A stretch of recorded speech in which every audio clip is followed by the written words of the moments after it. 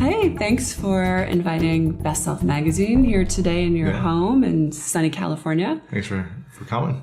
We're really excited to be here, especially since it's freezing in New York. Yeah.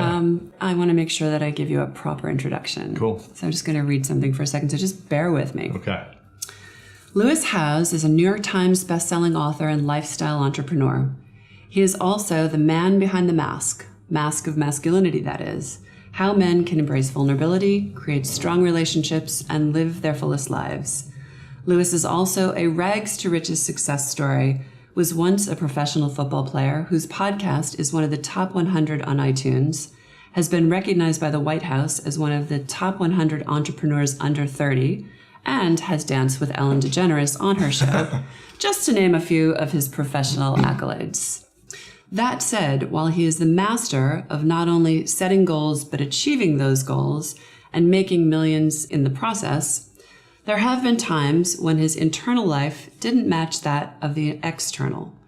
Perhaps, as they say, all roads have led to here, in this space where he has bravely stepped forward, sharing how his own childhood wounds propelled him to spend a lifetime surviving behind protective masks.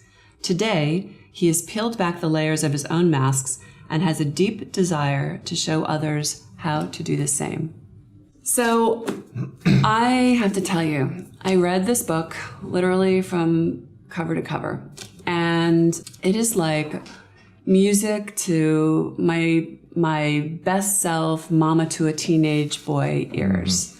I want to make sure everybody knows that this is not just a book for men, that this is a book for anyone who has birthed a man, loved a man, works with a man, wants to be in a relationship with a man. And let's just start with why this book, why now, why at sort of a pinnacle of your success are you diving back into some deep wounds?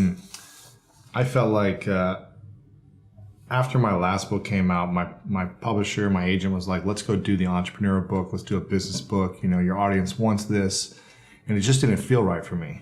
I was going through a transition in my life just before that, a few years ago, where I really was aware of a lot of the things I'd done in my past and how it hurt me and how it affected me and how it affected the world. And now I was becoming aware of it, and I was talking more about that. And that was the thing that was bringing me the most joy and fulfillment. So I said, I need to do this more than anything. And I don't care if it makes any money. Truth telling. Yeah, I was like, I don't care if it makes money. I don't care if it's how long it takes to do. It took 2 years of my time and energy, taking away from my business essentially. But I was like, this is the message that needs to come out more than anything from me, because there's not a lot of tall, athletic, white male, straight, jock-looking guys talking about this. Talking about their feelings, about their emotions, about their about wounding, everything, yeah, right? about the human experience, about all that, and about being Right. sexually abused. You know, for me, when I was 5, I was sexually abused, and I talk about it in the book, and I've been talking about it for 4 years now. And I don't see other examples of men that look like me who are opening up about sexual abuse and how it affected every decision of their life from that moment.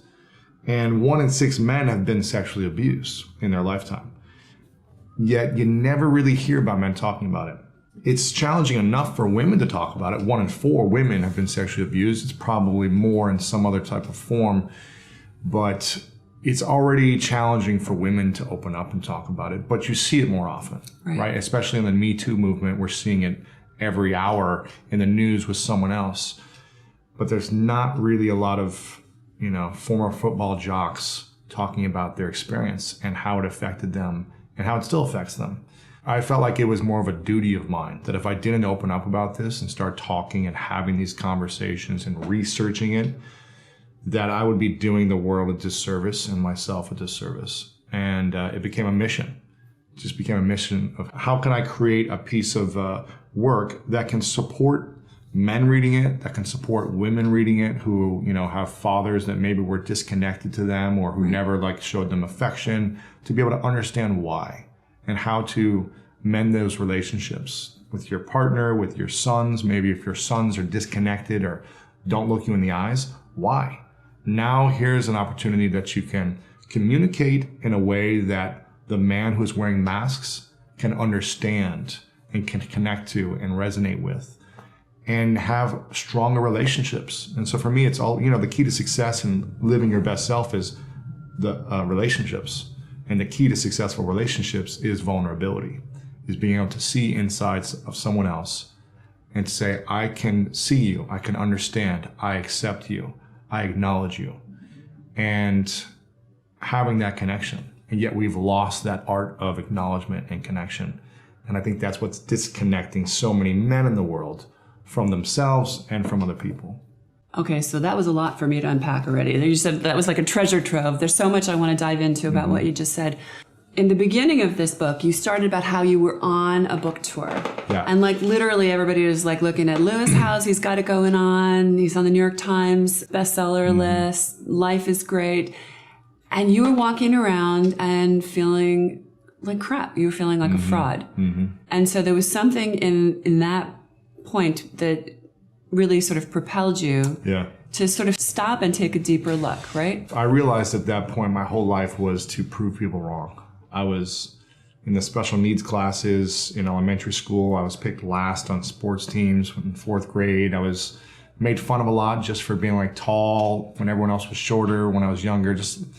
I just felt like I was always made fun of and isolated and alone. And so I became so focused to generate big results and achieve my goals in order to prove people wrong. And it worked. I put these masks on and was so driven to show people what they were wrong about me. And then I would do it and I was like, why am I not feeling good about myself? Why do I not feel fulfilled? It's like, maybe I need a bigger dream. Maybe I need a bigger goal to achieve so I can shove it in their faces even more. Maybe I need to do it for me instead of someone else. Exactly, right? Yeah. But I kept doing that. I was like, well, okay, I was a professional athlete. No one else in my school did that. I proved everyone wrong about me. Okay, I'm gonna go build a business and make millions of dollars. I proved everyone wrong who said I couldn't do it. I kept going down this path. No one thought that I was gonna be a New York Times bestselling author when I almost flunked out of English in high school. I was just with a buddy of mine last night who I went on a college abroad trip to Hawaii with. And he mentioned to me, he goes, he goes, it's amazing to see where you are now. Because I remember when we were in class together, and you were a sophomore in high school or in college, that you were reading out loud during the class from a book and you were struggling reading the words. And I remember watching you saying, I can't believe this guy is struggling to read in college. And I always struggled to read and to write and anything. And he goes, it's amazing that now you're a New York Times bestseller. And I go, yeah, because I was so driven to prove people wrong that I could do it. But even hitting that, I remember that day when it happened, I wasn't even that fulfilled. I was happy for a moment, but then I was like, why doesn't it feel good? Why is something off? And that's when I realized my entire life I was doing things to win and everyone else needed to lose in order for that to happen. And I wanted to be right and everyone else was going to be wrong. And it just was an unfulfilling experience. And then I shifted to saying everything needs to change from here on out. This is when I started opening up about the sexual abuse, when I started to really heal from the past stuff. And I said, from here on out, I'm going to come from a place of win-win with every interaction in my relationships, personal, intimate, business. And I was living the opposite in everything before that. Thank you for courageously coming forward and talking about that, because actually the word is rape. You used the word rape. And you and I spoke off camera before because I found it difficult for myself to bring that word into the interview when I was doing my research and writing the notes as a mama, as a human being. And I really applaud you for going back and for revealing that. And, creating a safe space for other people to come forward with their wounding, because this is really something that we have to look at collectively as a society, like creating this space where boys are taught that it's okay and it's safe to be vulnerable and to share your emotions. Emotions aren't gender specific. Right? Yeah. I mean, I was probably the most sensitive kid, not alone boy, but I was like always crying growing up. I was always sensitive. I was always like afraid, crying, hurting myself and calling out for my mom all the time. And then at some point I was told that's not okay. I was told that that's not like manly enough. And People didn't want to be around me if I was sensitive. I remember having guy friends on the sports teams, and I would just want to like put my arm around them, and they'd be like, "Get off me, you're a fag." Right. You know, so it was just like became unacceptable to like show that you cared about your friends. And so I had to toughen up just to be accepted. And we all want to fit in. We all want to belong somewhere. Mm-hmm. And if my classmates or my teammates in school don't think that I fit in or don't make me belong, then I start to put on masks to say, okay, I'll do whatever it takes for you to accept me. Otherwise, I'm just going to be isolated my whole childhood and not have any friends. So I think early on I was putting on masks to feel like I fit in, to feel like I belonged to something. And it worked. You know, I got those relationships, I got friendships, but I always felt something was missing inside. Unfulfilled in a certain level. When I'm listening to you, I mean, and I know what you have accomplished in your professional life. It's very admirable. You are a goal setter, and you have an amazing capacity to point your target somewhere, go for it, and achieve it. And that's a great quality, right? As long as it's... The intention is pure. The intention, right. So it's interesting that Oprah recently said, "What I know for sure is that speaking your truth is the most powerful tool we all have." Mm-hmm. How crazy is the timing, as you mentioned earlier, with this like hashtag, you know, time's up, and with all of the, you know, outing of sexual abuse of men in power in Hollywood and in politics. Yeah, it's crazy. But the challenge is, as wrong as these men are and all the things happening, the common denominator is men in all these instances. There's a lot of men who are also being sexually abused that isn't being talked about. Right. Who aren't making these acts on women. In Hollywood, a friend of mine just came out yesterday in a People magazine interview talking about how his first movie, he was sexually abused over and over by the director of the movie when he was 21 years old. And he's lived with this guilt and shame for the last 25 years, feeling wrong about himself, and finally starting to talk about it and allowing himself to let it go. Now, he hasn't done anything to hurt other women, but those stories aren't being talked about because there's so much emphasis on all the wrongdoing of men, which is justified to talk about. But there are also men who are hurting, who have gone through similar experiences. So the beauty of this is it's cracking open a conversation, right? And again, it's not gender specific. It doesn't have to be gender specific. You know, emotions aren't gender specific, and neither is abuse, right? So we have to really start looking at, and this is something you address in the book, which is really the power of language and the power of the terms, the terminology that we've been using. Like you said, things that you may have been told or heard or downloaded as a kid. Man up. Get over it. Be a man. Don't be a wuss. Right? All this kind of stuff. Or on the flip side of that, when we say boys will be boys, you know, we just chalk it up to biology or testosterone. Right? In the book, when you're speaking of yourself, you said, "I'm a boy from Ohio. It's a factory, farming, football, meat and potatoes kind of place. The way I was taught to deal with my problems was to smash into things as hard as I could, on the football field, maybe in the parking lot too, if necessary." And you spent a lot of time smashing. Absolutely. Every day, practicing football, basketball, whatever. I was always hitting something.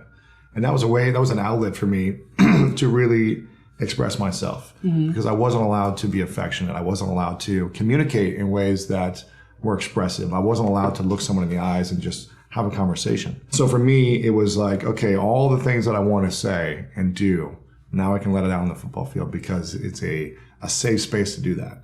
There's a container that I can do this in every single day to get out this aggression. The challenge is when that container is not there anymore, when there is no more sports, no more football, no more practice, no more games, how do I release it? What do I do? And for a decade, it was like this anger, resentment, passive aggressiveness would come out in other ways because I didn't know how to let it go. So it was like, okay, let me go work out. And then if I wasn't working out, it's like, well, I just need to yell, or I need to punch something, or I don't know how to express myself. So what do I do? It's not okay to be vulnerable. So I need to express myself with the opposite of that, which is anger, passive aggressiveness. And it's not a healthy way to live life. It's very unhealthy living that way. It's, I was never able to sleep at night until about 4 years ago. I would always go to bed and then I would lay there for about an hour, hour and a half. It didn't matter what time it was. I would just lay there. And I never understood why I couldn't go to sleep. I would try different things, but nothing would work. And about 4 years ago, I was able to start falling asleep within minutes. And I would have friends that would just like hit the bed and pass out. And I was like, how do you do that? They're like, yeah, I can sleep anywhere. In a plane, I can just like, if I close my eyes, I go to sleep. I'm like, how? And then I realized I was just living with such anxiety, and I had a lack of inner peace 24/7, that I was always in stress mode, always anxious. And once I was able to find inner peace, I was able to sleep at night. What was the thing that cracked you open? What was the thing, or was it a book? Was it a therapist? Was it, what was it that you knew, like, I want inner peace, whatever the hell that means? It was a perfect storm of events. And unfortunately, I think it takes a major catalyst in our life, especially if we're someone that wears a lot of masks, to finally say, oh, I'm going to look within and be aware of this and start to make some changes. So for me, I had 3 events that happened around the same time. One was a girlfriend that we broke up, and it was a very toxic type of a breakup where I didn't know how to communicate and express myself.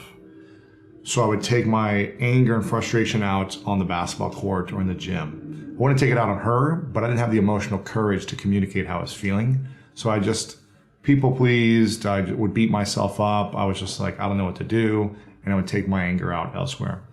I also had a business partnership, a relationship that was, our vision started to go opposite ways. And I didn't know how to communicate what I really wanted. And since I wasn't getting what I wanted, I was just being disconnected and short with him. And it escalated into arguments and, not a happy ending in our business partnership. And then there's all this anger. I was taking it out on the basketball court because I needed an outlet to express myself. Almost every time I would go play basketball, I would pick a fight. I would argue. I would talk back. I was like looking for someone who wanted to fight me. I was instigating it because I didn't know how else to get that expression out. And one of these games, a guy ended up headbutting me, which gave me the okay that I could hit him back. And we got in a brawl on the basketball court. And I remember at the end of this fight, I looked at him and I could barely recognize his face. And I started to shake. The police department was right across the street from this outdoor court down the way. And I remember it all hit me. I was like, I could lose everything. I'm 30 years old. I just did this, my business. Everything has been going well for me. And yet I could lose everything if something happens from this. Mm-hmm. I remember running back to my place here, looking in the mirror, shaking, trembling. It's like an out-of-body experience. I was just looking at myself. I was like, who are you? What are you doing? Why did you do this? Why are you reacting this way all the time? It finally hit me. And I was like, the relationship breakup, the business partnership breakup, this fight. I was like, everything else seems like it's going well in my life, but how come I'm not going well? What's the common denominator here? Yeah, exactly. I'm like, why am I constantly this way? Why am I reacting? Why am I angry? What is it? I didn't know what it was. And so I started getting support from some friends. I was going to therapists and talking to them. I was reading books and I was going to different workshops. I was like, I'll try anything. But my ego was still in the way. I was like, I don't know. I think this is just maybe who I am. And it's just like, I don't know. People aren't going to understand me and I'm probably not going to understand myself. And don't play basketball with me. Exactly. I stopped playing for a while. But one of the workshops I went to really got me to dive in deep emotionally. It was an emotional intelligence workshop, and it was just a lot of people opening up about their past and things that were going on. And there's a key word you said, opening up. Yeah, opening up for sure. Everyone was opening up. Being vulnerable in that safe container. That's it. I had a container. I had context. People were opening up and sharing things, which made it safer for me to be like, maybe I can share something as well. Yeah, maybe I'm not the only one. Exactly. There was one part in this workshop. It was a 5-day workshop, and day 3, the facilitator trainer said, okay, we've talked about things from their past. We've talked about, parents and relationship past and everything else from your past with everyone. It was about 60 people in the group. And now we're moving forward. We're getting clear on your vision for what you want moving forward in your life. It was like a best self type of experience, right? It's like, what is the life you want to live moving forward?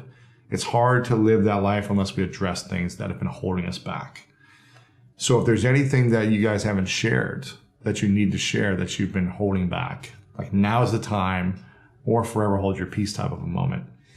And in my mind, I'm going through, I talked about my parents going through divorce and like being like the youngest child and feeling neglected. I talked about all that. I talked about my brother who went to prison for 4.5 years and me not having any friends during that time because none of the neighborhood parents would allow their kids to hang out with me during that time because they thought I was going to be bad. I talked about being picked on, feeling insecure in school. I talked about all these things. And then that moment of, what about the time I was raped and sexually abused? How come I've never talked about this? Like, why have I never opened up about this? What have I been holding on to? What is this shame and guilt that I've been holding on to? And I think I was just like, I need to say this now. Otherwise, I'll probably never talk about it in my life. I was 30 years old at that time. And I was like, I'll probably never share this in my mind. So I just stood up and walked in front of the room and told the whole story from like I was in the moment and just reenacted the whole story. Bravo. Yeah, and it was, and then I sat down afterwards. And I remember during that moment, I couldn't look anyone in the eyes. I just looked down at the ground the entire time and like just reenacted and told the story. And then I sat down and erupted with tears. I just bawled. I feel like erupting with tears. I just bawled and bawled and bawled. And I remember like there was 2 women on each side of me who were just like hugging me. They were crying and I was just kind of ashamed and embarrassed. So I ran out of the room and just got some fresh air outside of this conference room. And it was one of the most beautiful experiences of my life, what happened next. Within a few minutes, all the men from that room came up to me outside and like gave me a huge hug, looked me in the eyes and just said that I was their hero. And they were like, you're so courageous. And I've held on to this secret that I've never told anyone. And I was sexually abused when I was this young, and I haven't said it to anyone. And I was like, what? That's when I realized like so many other men have gone through some type of shame or insecurity, whether it be sexual abuse or just something that they're ashamed of that they've never told people. And carried their whole lives. Something. And I realized, I was like, wow, okay. So the thing that I was most afraid of, me talking about, these other people in the group were like, I've been judging you and now I trust you fully and I'll follow you anywhere. They were saying these things to me and I was like, what? My biggest fear of what having people know about me actually was my greatest strength. Right. And people now were like, what can I do for you? I want to support you. I will, like, let's get this message, like anything. And it was crazy. And they all said, you got to share this with your family. And I was like, no way. Like, this is a safe space in this workshop. So your family didn't know? No one knew. Girlfriends, family, no one knew. And after then, I started sharing one by one with my family. That was terrifying. At 5 years old, you never told anyone? Never told anyone, no. Yeah, I was terrified. There's no hotline when you're 5 that says... Were you told not to tell anyone? No. It was just like, I guess, an innate feeling of like, no one can know. Or an innate feeling that this is wrong, this is bad, it must be my fault. Yeah. And if I don't talk about it, it'll go away. I just don't think I had the emotional capacity to be like, oh, I should go tell my mom that this happened. Because I don't know. There was no really conversation between my parents or like at school or class. It's like, if someone does this, here's what to do. Right. There's no education around this. Right. And it wasn't until I was about 11, 12, or 13 when I realized, oh, how messed up it actually was. Like, I always had the vision in my mind of that day. Even right now, I can remember exactly what happened. And it was kind of like a bad dream that would just always reoccur. Like, every few days, like, just would flash. And you wonder why you weren't sleeping. Yeah, exactly. And it was just like, there was no context to share with anyone. I didn't know how to. There was nothing. So as you say in the book, men don't have this vocabulary to talk to each other. Yeah, I think, growing up, we're conditioned by our environment and our experiences and the people we surround ourselves with. So for me, growing up, I was very conflicted. And, my parents encouraged me to express myself, but then at school, my friends said it wasn't okay. So to go in and be like, say that you love your friend or that you want to, whatever. Just like put your hand, express yourself, but not that much. Yeah, or that you just like put your hand on a guy's shoulder, right. or you like want to give him a hug or this. It was always like, get off me. You know, every time I wanted to give a buddy Which is so a funny hug. that that's your natural inclination, that you're like a hugger, and Absolutely, that you wanted yeah. to. But You're like people this would be big. People would be like, get off me. What are you, gay? What are you, Right. fag? And so I was like, Right. well, is that bad? Is that wrong? Is that, you know? Right. And then I was like, well, this is something that's happened to me by a man. So am I wrong for that? Because all my friends were saying that, like, don't do this, don't touch me, whatever. And so it's just like, wow, why would I ever tell anyone what happened to me if just putting my hand on someone makes me wrong, you know, as like a friend? So that's an early download, like Absolutely. It was danger. Yeah, absolutely. And so I just decided that I was going to become as big and strong as possible so that no one could ever, I could always defend myself in any situation. And that became my vocabulary. It was just like, I'm going to defend myself at all costs. Physically, emotionally, mentally. If anyone tried to verbally attack me, I would defend myself and never let anyone hurt me or attack me. And it became an issue online. You know, once I started to build my business, people would send like nasty tweets about me or like critique me or whatever. And it was like, I had to have like a raging like text conversation on Twitter with them and to defend myself. And it never did me any good. Those reactions never supported my best self and the vision for my life. And it didn't bring me inner peace. So every day I was just like trying to defend myself all the time. And it left me with a sense of anxiety. And Like perpetual motion. Constantly. Yeah. And it was always like wanting to get back at them and like find a way to make them wrong. And so it wasn't until about 4 years ago when I realized, wow, this has just been hurting me my entire life. And I can't live this way anymore. Otherwise, it's not going to help me become my best self. It's going to hurt me. It's like redefining what it is to win. Absolutely. And Right. I realized that it doesn't matter if I win alone anymore. You know, being the winner on an island by myself is very lonely and isolating. So I decided that anything I do, everyone else must win around me. Otherwise, it's not a win for me. So how can I win? How can the people around me and the world win? Going back to this is a wonderful notion of these masks that we wear. And in the book, you say something about how, you know, they can almost become fused to our faces, where we don't even know where does the man start and the mask start, exactly. and how do we peel them off. You said in the book, remember those boxes we stuffed our emotions into when we were younger. As we outgrew the boxes, they transformed into masks that hold us back and hurt our friends, family, career partners, and intimate lovers. Yeah. So when did this like make sense in your own life? And when did you start to realize, or like, when did you come up with this metaphor that, you know, these suppressed wounds and emotions are being hidden behind a mask? I just think I don't know. I also think in terms of marketing and packaging ideas. Like, what's an idea that someone can understand? And I realized that I was never fully showing my true self. And I was always hiding behind something else to prove a point, to fit in. And I was like, man, I've just been hiding behind like this armor, these masks.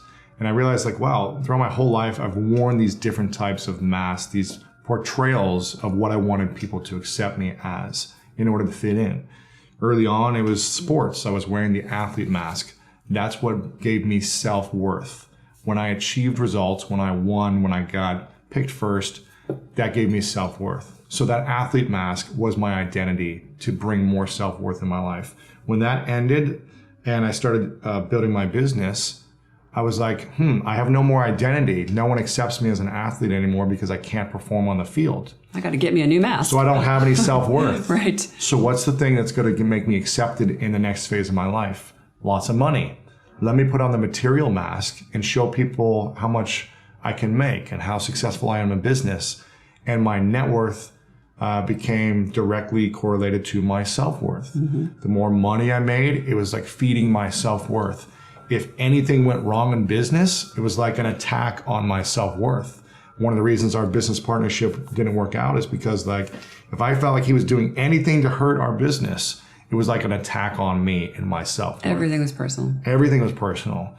You know, the sexual mask was like the phase of my life where I wanted to conquer every woman that I met. I just want to make sure everybody knows, because I love the way you divided this book up. You discuss this notion of 9 masks.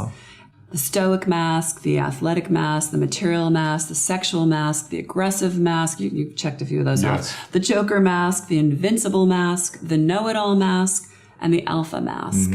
What's wonderful about the way you've organized this is that you take us through the definition of what that mask is, but then you give some tangible, like tactical tools for the mask wearer. You know, hey, try this. Yeah. And if you can free yourself from this mask, this is what, you know, this is what you have, what you can avail yourself of. And also what I totally love is the part about women. So talk about that for a second. So I wanted the book, you know, as I was doing research and interviewing a lot of psychologists who were actually the real experts, it was just me going through my experience and saying why. I just wanted to know more why on the research.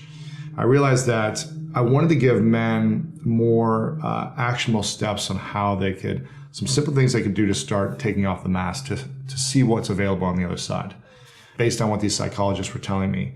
Then I said, well, the real power is in relationships. You know, if women who have fathers, husbands, boyfriends, sons, brothers, uncles, who will feel disconnected in some way, or something's not working, the real power comes from women when they can connect to the man in their life that they've been disconnected to and finally mend that relationship by not making men wrong or telling them they need to change or telling them something that they don't want to do, but shifting their energy so slightly to be able to resonate and connect with a man who might be wearing that mask. And the perspective of how they're reading something. Exactly. Right?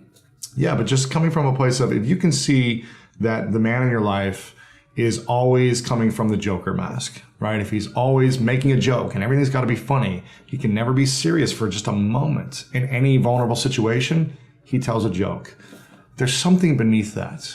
Now, there's nothing wrong with being funny a lot of the time, but if you can never go there into like a normal, vulnerable, or serious moment, then something's beneath that. There's some type of wound. And when you can understand what that is around that specific mask, then you can speak to the heart of the matter and connect and resonate in a way that he's maybe never felt. And when he feels that, he can feel a little bit safer to say, you know what, maybe I don't need to tell a joke every 10 seconds. And I can just look you in the eyes and just have a normal conversation. It's like being in that space where you were able to tell the truth about the Absolutely, yeah. It's like creating that. Creating a context in that environment, in that relationship. That's what I wanted to be able to help women do as well.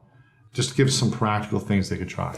Let's be clear. It's not about putting up with anybody's crap. It's not about allowing someone to walk all over you. Right. And It's about loving someone and saying like, okay, I'm going to support you through this because there's wounding underneath this behavior. Absolutely. Yeah. Right? It's really just about a shift in the semantics. Yeah.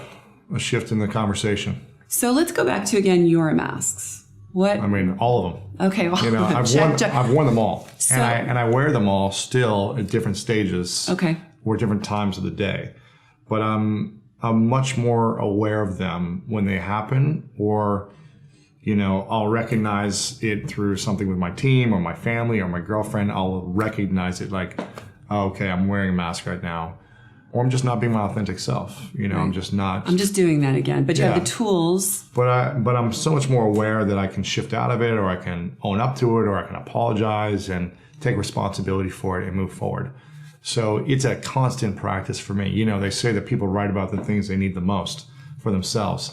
So that's what Best Self is all about. It's my on-the-job training. Yeah. And so for me, it's a daily reminder. It's a daily practice. I think, you know, I've been conditioned 30 years of my life to be a certain way.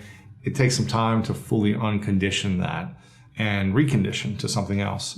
So I'm just constantly being intentional. In my mornings, when I wake up, I'm really meditating and visualizing the version of myself I want to be that day. And I go through all the situations in my day that could happen.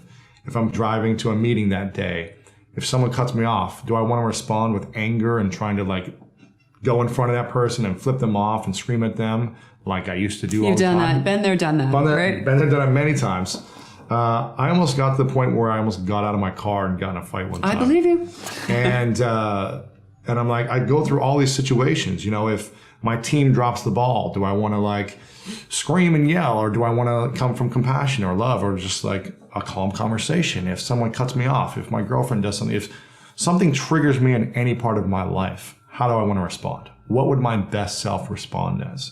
And I imagine and visualize creating that response before it actually happens. And that practice for me every single day really allows me to let go of those masks in a better way. I still make mistakes. I'm a human. I'm messing up all the time. But I'm constantly practicing that and trying to be better. These emotions, they can only be suppressed for so long and they're going to come out. Some way. But what I also really appreciated that you said in the book is that it takes time, and also sort of love yourself through that process. You carried that burden for such a long time, the unnecessary burden of an event that took place when you were 5 years old throughout your whole life. It must have been like the most enormous relief to lay that down. It's freedom. I never felt freedom in my life. And so is the freedom of owning what's going on, apologizing to the people that your team. I mean, like if you're going to start screaming at someone in the car or screaming at your team, or I don't really scream it's just going to be a mess, right? I don't really scream anymore, but I'm just making an example. Right, exactly. But I used to, years ago, I used to scream at just a lot of stuff because I didn't know how to express myself. Right. And now. And when I say you, I also mean like anyone, you, meaning us, right? Yeah, but it's powerful when we're aware. And listen, the crazy thing, when I started opening up about, all the trauma and things that I went through, I realized that so many other men have gone through way more. They started emailing me and sending me essays of the things they went through that made my experiences look like a Disney movie. Now, I'm not trying to compare and say they had it worse or I had whatever, but I'm just saying that there are so many people in the world who have had it much more challenging, who've had much less than me and had harder experiences to go through. And so I'm also grateful for the things I do have and the experiences I did have. And I try to really reflect on the good all the time. And even though my inner world was suffering from these experiences, there's still a lot of great things happening that I reflect on and I'm grateful for. And I use those moments of vulnerability as just part of my story now. And it's a constant healing process, but it doesn't own me anymore. Where I think a lot of men who aren't willing to communicate about the things that have happened to them, even to a therapist, even to a counselor, to their spouse, to one friend, it doesn't have to be to the world. But if you can't share the things you're most afraid of with at least one person, even in confidence, or priest, I don't care who you talk about it to, then that situation has power over you still. And you're unable to be fully free until those moments of your past don't own you anymore. Or to go back to that place of inner peace that you were talking about. Yeah. So for me, I've realized that what are the things in my life that still have power over me?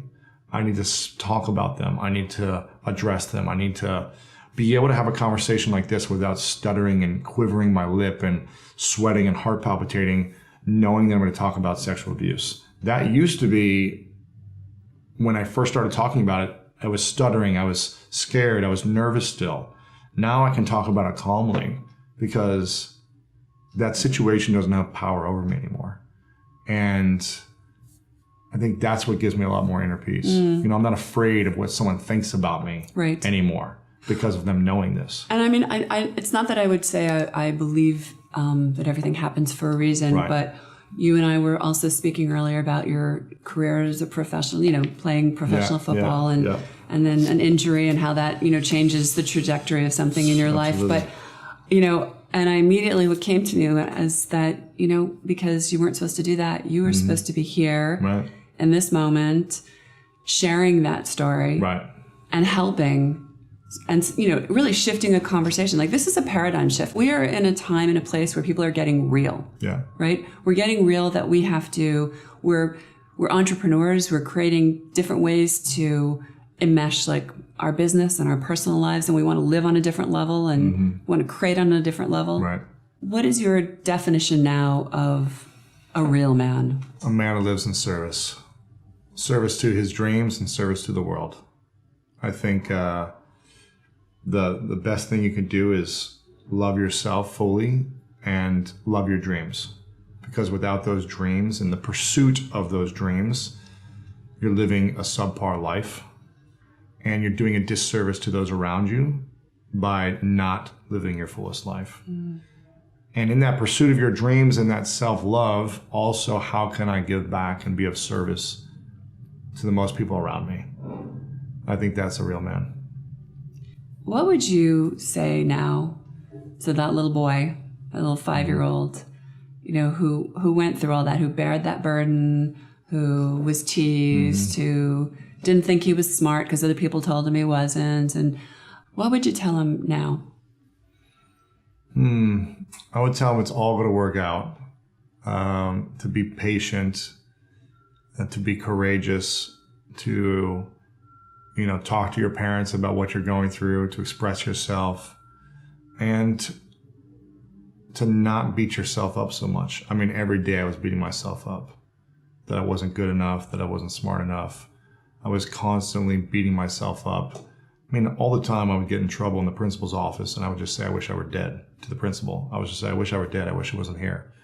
So I'd say, your life has a purpose. You have a meaning for being here. It's not your fault. Yeah, it's not my fault. Just give him a hug.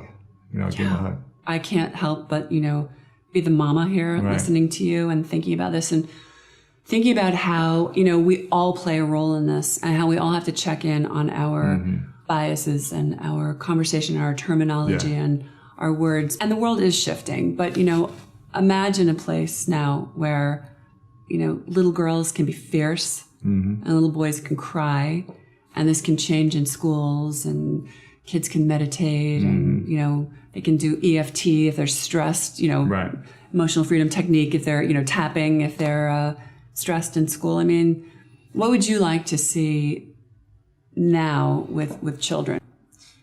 Yeah, I mean, I think meditation for sure. If I would have had meditation, I think my life would be transformed at an earlier age. But I think just open circle conversations with young boys and girls together, talking about different issues in school. We never had that, where it was like, let's talk about and address these things in a circle with a facilitator, not making people wrong or shaming people. But I think it was just like everything was embarrassing, growing up. It was like you were always made fun of for something. So I don't even know if that's possible. But if that was possible, I think that'd be a beautiful thing. I'm going to even go out on a limb now and say, how would you handle it with your children?